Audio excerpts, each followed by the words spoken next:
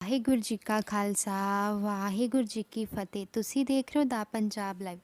ਕਈ ਵਾਰੀ ਹੁੰਦਾ ਹੈ ਕਿ ਅਸੀਂ ਜੋ ਰੱਬ ਤੋਂ ਮੰਗਦੇ ਹਾਂ ਕਿ ਉਹ ਰੱਬ ਸਾਨੂੰ ਦਿੰਦੇ ਹਨ। ਇਹ ਆਪਣੇ ਸਭ ਦੇ ਮਨ ਵਿੱਚ ਸਵਾਲ ਹੁੰਦਾ ਹੈ। ਵਾਹਿਗੁਰੂ ਸਾਡੀਆਂ ਸਾਰੀਆਂ ਇੱਛਾ ਪੂਰੀਆਂ ਕਰਦੇ ਹਨ। ਉਹ ਸਪਸ਼ਟ ਤੌਰ 'ਤੇ ਸਾਡੇ ਨਾਲੋਂ ਜ਼ਿਆਦਾ ਬੁੱਧੀਮਾਨ ਹਨ। ਕਈ ਵਾਰ ਅਸੀਂ ਬੱਚਿਆਂ ਦੀ ਤਰ੍ਹਾਂ ਜਿੱਦ ਕਰਦੇ ਹਾਂ ਅਤੇ ਕੋਈ ਚੀਜ਼ ਮੰਗਦੇ ਹਾਂ। ਉਹ ਚੀਜ਼ ਸਾਡੇ ਲਈ ਚੰਗੀ ਹੈ ਜਾਂ ਨਹੀਂ, ਇਹ ਵਾਹਿਗੁਰੂ ਸਾਡੇ ਲਈ ਤੈਅ ਕਰਦੇ ਹਨ। ਜਦੋਂ ਅਸੀਂ ਉਸ ਨੂੰ ਪ੍ਰਾਪਤ ਨਹੀਂ ਕਰ ਪਾਉਂਦੇ, ਅਸੀਂ ਨਿਰਾਸ਼ ਹੋ ਜਾਂਦੇ ਹਾਂ। ਪਰ ਸੱਚ ਇਹ ਹੈ ਕਿ ਵਾਹਿਗੁਰੂ ਸਾਡੇ ਮਾਤਾ ਪਿਤਾ ਹਨ ਅਤੇ ਉਹ ਸਾਡੇ ਲਈ ਸਭ ਤੋਂ ਉੱਤਮ ਨਿਰਣਾ ਲੈਂਦੇ ਹਨ।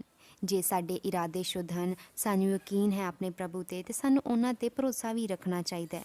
ਵਾਹਿਗੁਰੂ ਸਾਨੂੰ ਉਹੀ ਦੇਣਗੇ ਜੋ ਸਾਡਾ ਦਿਲ ਚਾਹੁੰਦਾ ਹੈ, ਪਰ ਉਸ ਪਿੱਛੇ ਉਹ ਇਹ ਵੀ ਦੇਖਦੇ ਨੇ ਕਿ ਉਹ ਚੀਜ਼ ਸਾਡੇ ਲਈ ਚੰਗੀ ਹੈ ਕਿ ਨਹੀਂ ਹੈ। ਸਾਡੇ ਨਾਲ ਕੁਝ ਹੋ ਜਾਂਦਾ ਹੈ ਅਤੇ ਅਸੀਂ ਨਿਰਾਸ਼ ਹੋ ਕੇ ਬੈਠ ਜਾਂਦੇ ਹਾਂ ਅਤੇ ਸੋਚਣ ਲੱਗ ਜਾਂਦੇ ਹਾਂ ਕਿ ਸਾਰੇ ਰਾਹ ਸਾਡੇ ਲਈ ਬੰਦ ਹੋ ਗਏ ਨੇ ਅਤੇ ਇਹ ਚੀਜ਼ਾਂ ਸਾਡੇ ਦੇ ਉਲਟ ਚੱਲ ਰਹੀਆਂ ਹਨ। ਪਰ ਸਾਨੂੰ ਉਸ ਸਮੇਂ ਵੀ ਗੁਰੂ 'ਤੇ ਵਿਸ਼ਵਾਸ ਰੱਖਣਾ ਚਾਹੀਦਾ ਹੈ, ਕਿਉਂਕਿ ਸਭ ਕੁਝ ਗੁਰੂ ਦੇ ਹੁਕਮ ਰਾਹੀਂ ਹੋ ਰਿਹਾ ਹੈ ਅਤੇ ਉਹ ਸਭ ਲਈ ਸਭ ਵਧੀਆ ਹੀ ਸੋਚਦੇ ਹਨ। ਨਾ ਕਿ ਰੱਬ ਦੇ ਘਰ ਦੇਰ ਹੈ, ਅੰਧੇਰ ਨਹੀਂ ਹੈਗਾ। ਉਹ ਸਾਡੀ ਜ਼ਰੂਰ ਸੁਣਨਗੇ। ਇਹ ਹੁੰਦਾ ਹੈ ਕਿ ਆਪਾਂ ਨੂੰ ਕੋਈ ਚੀਜ਼ ਪਸੰਦ ਆ ਜਾਂਦੀ ਹੈ, ਉਹ ਪਸੰਦ ਹੁਣ ਤੱਕ ਹੈ, ਕੁਝ ਸਮੇਂ ਬਾਅਦ ਉਹ ਚੇਂਜ ਹੋ ਜਾਂਦੀ ਹੈ। ਜਿਵੇਂ ਮੰਨ ਲਓ ਅੱਜ ਤੁਹਾਨੂੰ ਕੋਈ ਫ਼ੋਨ ਪਸੰਦ ਹੈ, ਅਗਲੇ ਸਾਲ ਉਹ ਫ਼ੋਨ ਪਸੰਦ ਨਹੀਂ ਹੋਏਗਾ। ਅਗਲੇ ਸਾਲ ਜੋ ਹੋਏਗਾ ਉਸ ਤੋਂ ਅਗਲੇ ਸਾਲ ਉਹ ਚੀਜ਼ ਤੁਹਾਨੂੰ ਪਸੰਦ ਨਹੀਂ ਹੋਏਗੀ। ਇਹ ਬਦਲਦਾ ਰਹਿੰਦਾ। ਫਿਰ ਵੀ ਇੱਕ ਕੁਐਸਚਨ ਆਪਣੇ ਮਨ ਦੇ ਵਿੱਚ ਆਉਂਦਾ ਰਹਿੰਦਾ ਪ੍ਰਸ਼ਨ, ਕਿ ਫਿਰ ਵੀ ਆਪਾਂ ਦੁਖੀ ਕਿਉਂ ਆ?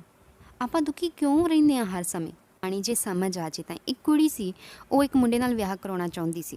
ਉਹਦਾ ਉਸ ਮੁੰਡੇ ਨਾਲ ਵਿਆਹ ਵੀ ਹੋ ਜਾਂਦਾ, ਬੜੀ ਖੁਸ਼ ਸੀ ਕਿਉਂਕਿ ਉਹ ਅਰਬਪਤੀ ਸੀ, ਵੱਡਾ ਫਲੈਟ ਸੀ, ਵੱਡੀਆਂ ਕਾਰਾਂ ਸਨ, ਸਭ ਕੁਝ ਸੀ। ਸਮੱਸਿਆ ਕਿੱਥੇ ਆਈ ਕਿ ਦੋਨਾਂ ਕੋਲ ਸਮਾਂ ਹੀ ਨਹੀਂ ਸੀ। ਉਹ ਆਪਣੇ ਕਾਰੋਬਾਰ ਵਿੱਚ ਬਹੁਤ ਰੁੱਝਿਆ ਰਹਿੰਦਾ। ਸੁਬਾਹ ਬੜੇ ਜਲਦੀ ਘਰ ਨੂੰ ਨਿਕਲ ਜਾਂਦਾ ਅਤੇ ਬੜੀ ਰਾਤ ਨੂੰ ਘਰ ਵਾਪਸ ਆਉਂਦਾ, ਕਿਉਂਕਿ ਉਹ ਕੰਮ ਦੇ ਵਿੱਚ ਉਲਝਿਆ ਰਹਿੰਦਾ ਸੀ। ਉਹ ਕੁੜੀ ਆਪਣੀ ਬਾਲਕਨੀ ਦੇ ਵਿੱਚ ਖੜੀ ਹੁੰਦੀ ਹੈ। ਉਸਨੇ ਦੇਖਿਆ ਕਿ ਇੱਕ ਕਰਮਚਾਰੀ ਆਪਣਾ ਕੰਮ ਪੂਰਾ ਕਰਕੇ ਸੜਕ ਦੇ ਕਿਨਾਰੇ 'ਤੇ ਬੈਠਾ ਹੋਇਆ ਉਡੀਕ ਰਿਹਾ ਸੀ। ਕੁਝ ਸਮੇਂ ਬਾਅਦ ਦੇਖਦਾ ਉਹਦੀ ਪਤਨੀ ਆਉਂਦੀ, ਉਹ ਇਕੱਠਾ ਪ੍ਰਸ਼ਾਦਾ ਛਕਦੇ ਹਨ। ਇਹ ਦੇਖ ਕੇ ਉਹ ਕਹਿੰਦੀ ਹੈ ਕਿ ਇਹਨਾਂ ਕੋਲ ਪੈਸੇ ਵੀ ਨਹੀਂ ਹੈਗੇ, ਵਧੀਆ ਰੋਟੀ ਵੀ ਨਹੀਂ ਹੈਗੀ, ਪਰ ਫਿਰ ਵੀ ਇਕੱਠੇ ਹਨ ਅਤੇ ਇੱਕ ਦੂਜੇ ਨਾਲ ਖੁਸ਼ ਹਨ। ਬਾਲਕਨੀ ਵਿੱਚ ਖੜੀ ਹੋ ਕੇ ਸੋਚਦੀ ਰਹਿੰਦੀ ਹੈ ਕਿ ਕਾਸ਼ ਮੈਂ ਉੱਥੇ ਹੁੰਦੀ। ਪਾਸੇ ਜੋ ਉਹ ਸੜਕ ਦੇ ਕਿਨਾਰੇ ਬੈਠੀ ਹੁੰਦੀ ਹੈ, ਉਹਦਾ ਧਿਆਨ ਬਾਲਕਨੀ ਵੱਲ ਜਾਂਦਾ। ਉਹ ਦੇਖਦੀ ਹੈ, ਕਹਿੰਦੀ ਕਿੰਨਾ ਵੱਡਾ ਘਰ ਹੈ, ਕਿੰਨੀ ਖੁਸ਼ ਹੈ, ਚੰਗੇ ਕੱਪੜੇ ਪਾਏ ਹੋਏ ਨੇ, ਖਾਣ ਨੂੰ ਵੀ ਚੰਗਾ ਹੈ। ਇਹ ਕਿੰਨੀ ਖੁਸ਼ਕਿਸਮਤ ਹੈ ਜੋ ਉੱਥੇ ਮਹਿਲਾਂ ਵਿੱਚ ਰਹਿੰਦੀ ਹੈ ਅਤੇ ਮੈਂ ਵੇਖਾਂ ਕਿੰਨੀ ਬਦਕਿਸਮਤ ਹਾਂ ਜੋ ਸੜਕ 'ਤੇ ਰਹਿ ਰਹੀ ਹਾਂ। ਸੜਕ 'ਤੇ ਸੀ, ਉਸ ਦਾ ਕੀ ਸੀ ਕਿ ਮੈਨੂੰ ਰੱਬ ਚੰਗੀ ਕਿਸਮਤ ਦੇਵੇ, ਮਹਿਲ, ਕੋਠੇ, ਇਹੋ ਜਿਹੀਆਂ ਚੀਜ਼ਾਂ ਦੇ। ਅਤੇ ਜੋ ਉਸ ਬਾਲਕਨੀ 'ਚ ਖੜੀ ਸੀ, ਉਹਦੀ ਇੱਛਾ ਸੀ ਕਿ ਮੈਨੂੰ ਭਾਵੇਂ ਗਰੀਬ ਬਣਾ ਦੇ ਪਰ ਮੈਨੂੰ ਖੁਸ਼ੀ ਦੇਵੇ। ਉਹਨਾਂ ਦੀ ਸਥਿਤੀ ਇੱਕ ਦੂਜੇ ਨਾਲ ਬਦਲ ਗਈ ਅਤੇ ਇਹੋ ਖੇਡ ਜਾਰੀ ਹੈ। ਸ਼ਾਇਦ ਉਹੀ ਚੀਜ਼ ਸਾਡੇ ਨਾਲ ਵੀ ਚੱਲ ਰਹੀ ਹੈ। ਅਸੀਂ ਹਮੇਸ਼ਾ ਕਹਿੰਦੇ ਹਾਂ ਕਿ ਘਾਹ ਜਿਵੇਂ ਦੂਜੇ ਪਾਸੇ ਹਰੀ ਹੈ, ਪਰ ਜਦੋਂ ਉੱਥੇ ਜਾਂਦੇ ਹਾਂ ਤਾਂ ਸਾਡੀ ਦੇਖਣ ਦੀ ਜੋ ਨਜ਼ਰ ਹੈ ਉਹ ਬਦਲ ਜਾਂਦੀ ਹੈ। ਕਹਿੰਦੇ ਨਹੀਂ, ਘਾਹ ਉਸ ਪਾਸੇ ਹਰੀ ਹੈ। ਜੇ ਇਹੀ ਹਾਲ ਹੈ ਤਾਂ ਰੱਬ ਨੂੰ ਫਿਰ ਅਸੀਂ ਦੋਸ਼ ਕਿਉਂ ਠਹਿਰਾ ਰਹੇ ਹਾਂ? ਅਸੀਂ ਰੱਬ ਨੂੰ ਕਿਉਂ ਦੋਸ਼ੀ ਮੰਨ ਰਹੇ ਹਾਂ? ਉਹ ਸਾਨੂੰ ਉਹੀ ਦਿੰਦਾ ਹੈ ਜੋ ਅਸੀਂ ਚਾਹੁੰਦੇ ਹਾਂ, ਜੋ ਅਸੀਂ ਰੋਜ਼-ਰੋਜ਼ ਉਹਨਾਂ ਤੋਂ ਮੰਗਦੇ ਹਾਂ, ਜੋ ਉਹਨਾਂ ਤੋਂ ਪੁੱਛ ਰਹੇ ਹਾਂ। ਉਹੀ ਆ ਜਾਂਦਾ ਹੈ ਕਿ ਚੀਜ਼ਾਂ ਨੂੰ ਰੱਬ ਜਦੋਂ ਕੁਝ ਹੋਣਾ ਹੁੰਦਾ ਤਾਂ ਰੱਬ ਦੇਰ ਕਿਉਂ ਲਾਉਂਦਾ? ਸਾਨੂੰ ਉਸੇ ਸਮੇਂ ਕਿਉਂ ਨਹੀਂ ਦੇ ਦਿੰਦਾ? ਸਾਡੀ ਜ਼ਿੰਦਗੀ ਨੂੰ ਜੇ ਅਸੀਂ ਕੁਝ ਮੰਗਦੇ ਹਾਂ ਉਸੇ ਸਮੇਂ ਸਾਨੂੰ ਮਿਲ ਜਾਏ ਅਤੇ ਉਹ ਸਾਡੇ ਲਈ ਬੁਰਾ ਹੋਏ ਅਤੇ ਜ਼ਿੰਦਗੀ ਵਿਗੜ ਗਈ। ਜ਼ਿੰਦਗੀ 'ਚ ਕੁਝ ਕਰਨ ਦੀ ਵੀ ਇੱਛਾ ਰੱਖੋ। ਉਸ ਰੱਬ ਨੂੰ ਹੀ ਹਰ ਸਮੇਂ ਦੋਸ਼ ਨਾ ਦਿਓ। ਇਹ ਕੁਝ ਜੇਕਰ ਤੁਹਾਨੂੰ ਕੁਝ ਸਕਿੰਟਾਂ ਵਿੱਚ ਹੀ, ਕੁਝ ਮਿੰਟਾਂ ਵਿੱਚ ਹੀ ਮਿਲ ਗਈ, ਇਹ ਕੋਈ ਅੱਗ ਦੀ ਚੰਗਿਆੜੀ ਤਾਂ ਹੈ ਨਹੀਂ ਕਿ 2 ਮਿੰਟਾਂ 'ਚ ਹੀ, ਮਤਲਬ 2 ਸੈਕਿੰਡਾਂ 'ਚ ਹੀ ਜਲ ਗਈ। ਇਹ ਚੀਜ਼ਾਂ ਦੀ ਪ੍ਰਾਪਤੀ ਜਾਂ ਉਸ ਵਾਹਿਗੁਰੂ ਦੀ ਪ੍ਰਾਪਤੀ ਪ੍ਰਤੀ ਭਾਵਨਾ ਨੂੰ ਰੱਖੋ, ਜਿਸ ਤੋਂ ਬਿਨਾਂ ਜ਼ਿੰਦਗੀ ਵਿੱਚ, ਜਿਵੇਂ ਲੂਣ ਤੋਂ ਬਿਨਾਂ ਭੋਜਨ ਕੁਝ ਨਹੀਂ ਹੈ। ਮਤਲਬ ਸਭ ਕੁਝ ਹੈਗਾ ਪਰ ਫਿਰ ਵੀ ਕਿਤੇ ਨਾ ਕਿਤੇ ਕੁਝ ਕਮੀ ਹੈ ਨਾ। ਐਵੇਂ ਦਾ ਕੁਝ ਨਾ ਕਰੋ। ਉਸ ਵਾਹਿਗੁਰੂ ਤੁਹਾਡੀ ਆਪੇ ਅਰਦਾਸ ਸੁਣਨਗੇ, ਬਸ ਉਹਨਾਂ ਨੂੰ ਕੁਝ ਸਮਾਂ ਤਾਂ ਦਿਓ। ਵਿਸ਼ਵਾਸ ਹੋਣਾ ਚਾਹੀਦਾ ਹੈ ਜਿਸ ਰੰਗ ਨਾਲ ਉਸ ਪਰਮਾਤਮਾ ਨੇ ਇਸ ਸੰਸਾਰ ਨੂੰ ਸਾਜਿਆ ਅਤੇ ਇੱਕ ਸੰਪੂਰਨ ਅਤੇ ਸਹੀ ਢੰਗ ਨਾਲ ਉਸ ਨੂੰ ਚਲਾ ਰਹੇ ਹਨ ਅਤੇ ਜ਼ਿੰਦਗੀ ਵਿੱਚ ਵੀ ਸੁੰਦਰਤਾ ਭਰ ਰਹੇ ਹਨ। ਅਸੀਂ ਫੈਸਲੇ ਕਰ ਲੈਂਦੇ ਹਾਂ ਕਿ ਇਹ ਸਾਡੇ ਲਈ ਠੀਕ ਹੈ, ਇਹ ਠੀਕ ਨਹੀਂ ਹੈ, ਪਰ ਸਾਡੇ ਤੋਂ ਉੱਤਮ ਉਹ ਪ੍ਰਭੂ ਜਾਣਦੇ ਹਨ ਕਿ ਸਾਡੇ ਲਈ ਕੀ ਠੀਕ ਹੈ ਅਤੇ ਕੀ ਠੀਕ ਨਹੀਂ ਹੈ। ਇਹ ਫੈਸਲਾ ਤਾਂ ਕਰ ਸਕਦੇ ਹਾਂ ਕਿ ਅਸੀਂ ਕੀ ਚਾਹੁੰਦੇ ਹਾਂ, ਪਰ ਉਹ ਰਸਤਾ ਠੀਕ ਹੈ ਕਿ ਨਹੀਂ ਠੀਕ, ਇਹ ਸਾਨੂੰ ਕਿਵੇਂ ਪਤਾ ਚੱਲੇਗਾ? ਇਹ ਸਾਨੂੰ ਪਤਾ ਚੱਲੇਗਾ ਜਦੋਂ ਅਸੀਂ ਗੁਰੂ ਦੇ ਲੜ ਲੱਗ ਜਾਵਾਂਗੇ। ਸਾਨੂੰ ਸਹੀ ਅਤੇ ਗਲਤ ਦੀ ਪਰਖ ਤਾਂ ਉਦੋਂ ਹੀ ਆਊਗੀ ਜਦੋਂ ਅਸੀਂ ਗੁਰਬਾਣੀ ਦਾ ਜਾਪ ਕਰਾਂਗੇ, ਜਦੋਂ ਅਸੀਂ ਸ਼੍ਰੀ ਗੁਰੂ ਗ੍ਰੰਥ ਸਾਹਿਬ ਜੀ ਨੂੰ ਪੜ੍ਹਾਂਗੇ। ਆਪੇ ਸਾਨੂੰ ਪਤਾ ਲੱਗ ਜਾਊਗਾ ਕਿ ਸਹੀ ਕੀ ਹੈ ਅਤੇ ਗਲਤ ਕੀ ਹੈ। ਸਾਡੀ ਜੋ ਬੁੱਧੀ ਹੈ, ਸਾਡਾ ਇਹ ਦਿਮਾਗ ਹੈ, ਇਹ ਅਚਲ ਬਣਾਉਣ ਤੋਂ ਸਿੱਧੇ ਰਸਤੇ ਪੈ ਜਾਏਗਾ। ਸਾਡੀ ਜੋ ਗਤੀਸ਼ੀਲ ਹੈ, ਅੰਦਰ ਬਦਲਣ ਦੀ ਜੋ ਇੱਛਾ ਹੈ, ਉਹ ਆਪੇ ਬਦਲ ਜਾਊਗੀ। ਉਹ ਮਨ ਉੱਤੇ ਨਿਯੰਤਰਣ ਆਉਣ ਲੱਗ ਜਾਊਗਾ ਅਤੇ ਜੋ ਸਥਿਤੀਆਂ ਹਨ ਉਹ ਸਾਡੇ ਵੱਲ ਹੋਣ ਲੱਗ ਜਾਣਗੀਆਂ ਅਤੇ ਸਾਡੀ ਜੋ ਇੱਛਾ ਸ਼ਕਤੀ ਹੈ ਉਹ ਆਪੇ ਹੀ ਵੱਧ ਜਾਏਗੀ, ਉਸ ਪ੍ਰਭੂ ਨਾਲ ਜੁੜ ਜਾਏਗੀ ਅਤੇ ਆਪੇ ਸਭ ਮਿਲ ਜਾਏਗਾ। ਕਾਬੂ ਪਾ ਲਿਆ ਨਾ, ਤੇ ਸਭ ਤੋਂ ਵੱਡਾ ਖਜ਼ਾਨਾ ਹੈ। ਅਤੇ ਜਿਸ ਦਿਨ ਗੁਰੂ ਦੇ ਲੜ ਲੱਗ ਗਏ ਉਸ ਦਿਨ ਆਪੇ ਹੀ ਸੱਚ ਦੇ ਰਸਤੇ 'ਤੇ ਚੱਲਣ ਲੱਗ ਜਾਓਗੇ। ਜੋ ਰਸਤਾ ਤੁਹਾਨੂੰ ਸੱਚ ਦੇ ਮਾਰਗ 'ਤੇ ਲੈ ਗਿਆ ਨਾ, ਉਸ ਦਿਨ ਤੁਹਾਨੂੰ ਜੋ ਵੀ ਔਂਕੜਾਂ ਵਿਕਾਰ ਨੇ ਨਾ ਉਹ ਆਪੇ ਹੀ ਦੂਰ ਹਟ ਕੇ ਅਤੇ ਉਹ ਜੋ ਤੁਸੀਂ ਚਾਹੁੰਦੇ ਹੋ, ਜੇ ਤੁਹਾਨੂੰ ਪਤਾ ਹੀ ਲੱਗ ਗਿਆ ਤੁਹਾਡੇ ਲਈ ਸਹੀ ਕੀ ਹੈ ਗਲਤ ਕੀ ਹੈ, ਤਾਂ ਤੁਹਾਨੂੰ ਆਪੇ ਹੀ ਮਿਲਣ ਲੱਗ ਜਾਏਗਾ। ਕਿਉਂਕਿ ਇੱਕ ਤਾਂ ਰੱਬ 'ਤੇ ਭਰੋਸਾ ਹੋ ਗਿਆ, ਇੱਕ ਸਹੀ ਗਲਤ ਦੀ ਪਰਖ ਹੋ ਗਈ, ਤਾਂ ਫਿਰ ਆਪੇ ਜੋ ਮੰਗਦੇ ਹੋ ਉਹ ਮਿਲ ਹੀ ਜਾਏਗਾ। ਕੋਈ ਦੁੱਖ ਜਾਂ ਤਕਲੀਫ ਹੁੰਦੀ ਹੈ ਤਾਂ ਆਪਾਂ ਸਭ ਤੋਂ ਪਹਿਲਾਂ ਆਪਣੇ ਮਾਂ-ਬਾਪ ਨੂੰ ਦੱਸਦੇ ਹਾਂ, ਕਿਉਂਕਿ ਉਹੀ ਹਨ ਜੋ ਸਾਡੇ ਕਿਸੇ ਦੁੱਖ ਤਕਲੀਫ 'ਤੇ ਹੱਸਣਗੇ ਨਹੀਂ, ਸਗੋਂ ਉਸ ਨੂੰ ਸਮਝਣਗੇ। ਜੇ ਉਹ ਵੀ ਤੇਰੇ ਕੋਈ ਮੁਸ਼ਕਿਲ ਦਾ ਹੱਲ ਨਹੀਂ ਕਈ ਵਾਰ ਕੱਢ ਸਕਦੇ ਤਾਂ ਉਹ ਵਾਹਿਗੁਰੂ ਨੂੰ ਕਹਿ, ਉਹ ਆਪੇ ਕਰਨਗੇ। ਗੁਰੂ ਤੈਨੂੰ ਉਹਨਾਂ ਨਾਲ ਵੀ ਕਿਤੇ ਜ਼ਿਆਦਾ ਪਿਆਰ ਕਰਦੇ ਹਨ। ਇੱਕ ਜਨਮ ਤੈਨੂੰ ਤੇਰੇ ਮਾਤਾ ਪਿਤਾ ਨੇ ਦਿੱਤਾ, ਇੱਕ ਜਨਮ ਤੈਨੂੰ ਤੇਰੇ ਗੁਰੂ ਨੇ ਦਿੱਤਾ, ਤੈਨੂੰ ਸਿੱਖ ਸਜਾ ਕੇ। ਸਤਿਗੁਰ ਸਿੱਖ ਦੀ ਪ੍ਰਤੀਪਾਲਨਾ ਕਰਦੇ ਹਨ, ਉਹਦੀ ਫਿਕਰ ਕਰਦੇ ਹਨ। ਜਿਵੇਂ ਸਾਡੇ ਮਾਂ-ਬਾਪ ਕਰਦੇ ਹਨ ਉਵੇਂ ਹੀ ਵਾਹਿਗੁਰੂ ਵੀ ਕਰਦੇ ਹਨ। ਉਹ ਆਪਣੇ ਬੱਚੇ 'ਤੇ ਸਦਾ ਦਿਆਲ ਰਹਿੰਦੇ ਹਨ। ਮਾਂ ਪਿਓ ਸਾਨੂੰ ਦੁਨਿਆਵੀ ਧਨ ਇਕੱਠਾ ਕਰਕੇ ਦਿੰਦੇ ਹਨ ਅਤੇ ਸਤਿਗੁਰ ਸਾਨੂੰ ਗਿਆਨ ਦਾ ਧਨ ਇਕੱਠਾ ਕਰਕੇ ਦਿੰਦੇ ਹਨ। ਜੋ ਦੁਨਿਆਵੀ ਧਨ ਹੈ ਉਹ ਆਪਾਂ ਸਿਰਫ ਇੱਥੇ ਹੀ ਵਰਤ ਸਕਦੇ ਹਾਂ, ਅਤੇ ਜੋ ਗੁਰੂ ਦਾ ਧਨ ਹੈ ਉਹ ਆਪਾਂ ਸਾਡੇ ਨਾਲ ਵੀ ਜਾਂਦਾ, ਉਹ ਇੱਥੇ ਵੀ ਵਰਤਿਆ ਜਾਂਦਾ ਅਤੇ ਅੱਗੇ ਵੀ ਵਰਤਿਆ ਜਾਂਦਾ।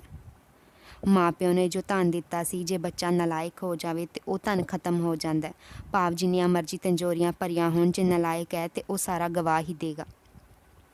ਜੋ ਗੁਰੂ ਦਾ ਧਨ ਹੈ ਉਸ ਨੂੰ ਜਿੰਨਾ ਮਰਜ਼ੀ ਖਾਵਾਂਗੇ, ਜਿੰਨਾ ਮਰਜ਼ੀ ਖਰਚਾਂਗੇ, ਭਾਵੇਂ ਕਿਸੇ ਹੋਰਾਂ ਨਾਲ ਵੀ ਰਲ ਮਿਲ ਕੇ ਖਰਚੇ, ਉਹ ਵੱਧਦਾ ਹੀ ਜਾਏਗਾ। ਸਤਿਗੁਰ ਸਾਡੇ ਸੱਜਣ ਹਨ। ਜਿਵੇਂ ਸਾਨੂੰ ਕੋਈ ਦੁੱਖ ਤਕਲੀਫ ਆਉਂਦੀ ਹੈ ਅਤੇ ਅਸੀਂ ਆਪਣੇ ਜੋ ਮਿੱਤਰ ਦੋਸਤ ਹੁੰਦੇ ਨੇ ਉਹਨਾਂ ਨਾਲ ਆਪਣੀ ਭਾਵਨਾਵਾਂ ਵਿਅਕਤ ਕਰਦੇ ਹਾਂ, ਉਹਨਾਂ ਨੂੰ ਦੱਸਦੇ ਹਾਂ ਕਿ ਸਾਨੂੰ ਕੀ ਹੈ। ਅਤੇ ਸਤਿਗੁਰੂ ਕਹਿੰਦੇ ਜੇ ਤੂੰ ਮਾਂ ਪਿਓ ਬਣ ਕੇ ਮੈਨੂੰ ਨਹੀਂ ਦੱਸਣਾ ਨਾ, ਜੇ ਮੈਂ ਤੈਨੂੰ ਲੱਗਦਾ ਕਿ ਮੈਂ ਤੇਰਾ ਮਾਂ ਪਿਓ ਤਾਂ ਤੂੰ ਮੈਨੂੰ ਗੱਲ ਨਹੀਂ ਦੱਸਣੀ, ਅਤੇ ਮੈਂ ਤੇਰਾ ਸੱਜਣ ਵੀ ਹਾਂ, ਤੂੰ ਮੈਨੂੰ ਮੇਰਾ ਸੱਜਣ ਬਣ ਕੇ ਹੀ ਗੱਲ ਦੱਸ ਦੇ। ਮਾਂ ਪਿਓ ਬੱਚੇ ਨੂੰ ਕਦੇ ਮਾੜੀ ਸਲਾਹ ਨਹੀਂ ਦਿੰਦੇ, ਫਿਰ ਗੁਰੂ ਸਾਨੂੰ ਕਿਵੇਂ ਮਾੜੀ ਸਲਾਹ ਦੇ ਦੇਣਗੇ? ਜੇ ਅਸੀਂ ਮਾੜੀ ਚੀਜ਼ ਮੰਗਾਂਗੇ ਮਾਂ ਪਿਓ ਦਿੰਦੇ ਨੇ ਲੈ ਕੇ? ਨਹੀਂ ਨਾ, ਫਿਰ ਗੁਰੂ ਕਿਵੇਂ ਲੈ ਕੇ ਦੇ ਦੇਣਗੇ? ਗੁਰੂ ਵੀ ਸਾਨੂੰ ਉਹੀ ਚੀਜ਼ ਦਿੰਦੇ ਨੇ ਜਿਸ ਨਾਲ ਸਾਡਾ ਫਾਇਦਾ ਹੋਵੇ ਅਤੇ ਸਾਡੇ ਚੰਗੇ ਗੁਣ ਆਉਣ। ਉਹ ਸਾਨੂੰ ਚੰਗੇ ਗੁਣ ਪ੍ਰਦਾਨ ਕਰਦੇ ਨੇ। ਜੋ ਗੁਰੂ ਨਾਲ ਜੁੜੇ ਹਨ ਉਹ ਸੱਚ ਦੇ ਰਾਹ 'ਤੇ ਚੱਲਦੇ ਹਨ।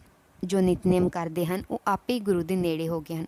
ਜੋ ਅੰਦਰ ਚੱਲਦਾ ਪਿਆ ਉਸ ਬਾਰੇ ਕਿਸ ਨੂੰ ਦੱਸਿਆ ਜਾਵੇ? ਜੋ ਸਾਡੇ ਅੰਦਰ ਸਮੁੰਦਰ ਉਥਲ ਪੁਥਲ ਹੋ ਰਿਹਾ ਉਹਦੇ ਬਾਰੇ ਕਿਸ ਨਾਲ ਗੱਲ ਕੀਤੀ ਜਾਵੇ?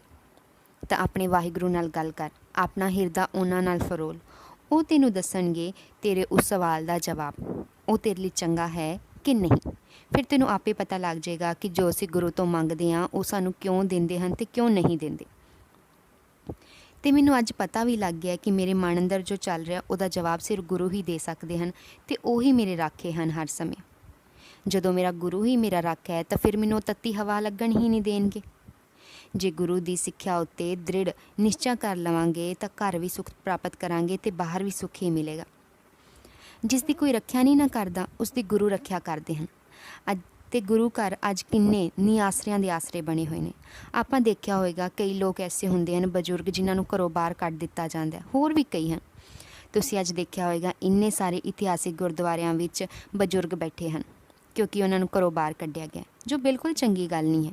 ਉਹ ਇਸ ਕਰ ਗੁਰੂ ਘਰ ਆ ਜਾਂਦੇ ਹਨ ਕਿ ਇੱਥੇ ਪੇਟ ਭਰ ਪ੍ਰਸ਼ਾਦਾ ਵੀ ਮਿਲ ਜਾਏਗਾ, ਗੁਰੂ ਘਰ ਦੀ ਸੇਵਾ ਵੀ ਕਰ ਲਵਾਂਗੇ ਅਤੇ ਰਹਿਣ ਲਈ ਕਮਰਾ ਵੀ ਮਿਲ ਜਾਏਗਾ, ਜੋ ਸਾਡੇ ਵਰਗਿਆਂ ਲਈ ਬਿਲਕੁਲ ਚੰਗੀ ਗੱਲ ਨਹੀਂ ਹੈ। ਜੇ ਅਸੀਂ ਆਪਣੇ ਮਾਂ-ਬਾਪ ਨੂੰ ਨਹੀਂ ਸਾਂਭ ਸਕਦੇ ਤਾਂ ਹੋਰ ਕਿਸ ਨੂੰ ਸਾਂਭਾਂਗੇ? ਦਿਨ ਤਾਂ ਸਾਡੇ 'ਤੇ ਵੀ ਆਉਣੇ ਨੇ, ਸਾਡੀ ਵੀ ਔਲਾਦ ਆਏਗੀ, ਉਹ ਫਿਰ ਕੀ ਕਰੇਗੀ? ਉਹ ਵੀ ਸਾਨੂੰ ਧੱਕੇ ਮਾਰ ਕੇ ਬਾਹਰ ਹੀ ਕੱਢੂਗੀ। ਜੋ ਅਸੀਂ ਕਰਦੇ ਹਾਂ ਉਹੀ ਸਾਨੂੰ ਫਲ ਮਿਲੇਗਾ। ਜੇ ਐਵੇਂ ਦਾ ਕਿਸੇ ਵੀ ਕੋਈ ਕੀਤਾ ਹੈ ਤਾਂ ਹਜੇ ਵੀ ਆਪਣੇ ਆਪ ਨੂੰ ਸੰਵਾਰ ਲਓ। ਉਹ ਵਾਹਿਗੁਰੂ ਸਾਰੀ ਗੱਲ ਜਾਣਦੇ ਹਨ, ਉਹ ਅੰਤਰਯਾਮੀ ਹਨ। ਜਦੋਂ ਅਸੀਂ ਆਪਣੇ ਪ੍ਰੀਤਮ ਨਾਲ ਜੁੜ ਜਾਵਾਂਗੇ ਅਤੇ ਵਿਕਾਰ ਰਹਿਤ ਹੋ ਜਾਵਾਂਗੇ। ਇਸ ਲਈ ਵੱਡਿਆਂ ਦਾ ਆਦਰ ਭਾਵ ਕਰਨਾ ਸਿੱਖ ਲਓ। ਸਿਰਫ ਇਹ ਨਹੀਂ ਕਿ ਦਿਖਾਵੇ ਦਾ ਗੁਰੂ ਘਰ ਮੱਥਾ ਟੇਕ ਲਿਆ। ਜੋ ਆਪਣੇ ਬਜ਼ੁਰਗਾਂ ਨੂੰ ਦੁਖੀ ਕਰਦਾ ਹੈ ਨਾ ਉਹ ਕਦੀ ਸੁਖੀ ਨਹੀਂ ਰਹਿ ਸਕਦਾ। ਗੁਰੂ ਜੀ ਕਹਿੰਦੇ ਹਨ ਮਾਂ ਬਾਪ ਹੀ ਰੱਬ ਨੇ, ਪਹਿਲਾਂ ਉਹਨਾਂ ਦੀ ਸੇਵਾ ਕਰ ਲੈ, ਮੇਰੇ ਤੱਕ ਤੇ ਆਪ ਹੀ ਪਹੁੰਚ ਜਾਏਗਾ। ਕਹਿੰਦੇ ਆ ਨਾ ਕਿ ਮੇਰੀ ਮਾਂ ਰੱਬ ਹੈ ਜਿਹਨੇ ਮੈਨੂੰ ਪੈਦਾ ਕੀਤਾ। ਫਿਰ ਜਦੋਂ ਬਜ਼ੁਰਗ ਹੋ ਜਾਂਦੇ ਨੇ ਫਿਰ ਆਪਾਂ ਕਿਉਂ ਉਹਨਾਂ ਨੂੰ ਨਹੀਂ ਆਸਰੇ ਕਰ ਦਿੰਦੇ ਹਾਂ? ਗੁਰੂ ਘਰ ਤਾਂ ਉਹਨਾਂ ਨੂੰ ਓਟ ਦੇ ਦਿੰਦਾ, ਪਰ ਅਸੀਂ ਉਸ ਦਰਗਾਹ 'ਤੇ ਜਾ ਕੇ ਕੀ ਜਵਾਬ ਦੇਵਾਂਗੇ?